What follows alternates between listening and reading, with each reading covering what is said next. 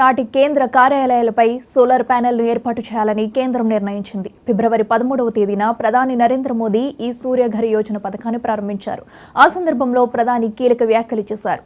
దేశవ్యాప్తంగా అర్హులైన 1 కోటి కుటుంబాలకు ఈ పథకం ద్వారా 300 యూనిట్ల వరకు ఉచిత సోలార్ విద్యుత్ను అందిస్తామని తెలిపారు.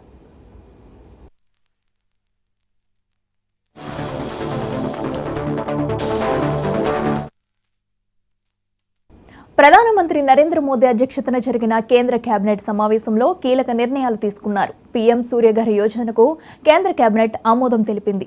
దేశవ్యాప్తంగా సౌర విద్యుత్తును ప్రోత్సహించేందుకు ఈ పథకాన్ని తీసుకొచ్చారు. 1 కోటి ఇళ్లకు 300 యూనిట్ల ఉచిత విద్యుత్ ఇవ్వాలని నిర్ణయించారు.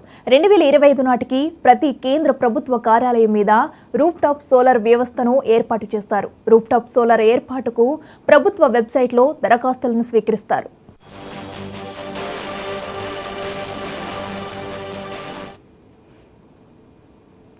సూర్యఘర్ యోజన పథకం ద్వారా పేదలకు ఏడాదికి 18,000 రూపాయల వరకు లబ్ధి చేకూరుతుందని కేంద్ర మంత్రి అనురాగ్ ఠాకూర్ వివరించారు. సౌర విద్యుత్తును ప్రోత్సహించేందుకు ఈ పథకానికి 75,021 కోట్ల రూపాయలు నిధులు కేటాయించారు. ఈ పథకాన్ని ఫిబ్రవరి 13న ప్రధాని మోదీ ప్రారంభించనున్నారని ఆయన తెలిపారు.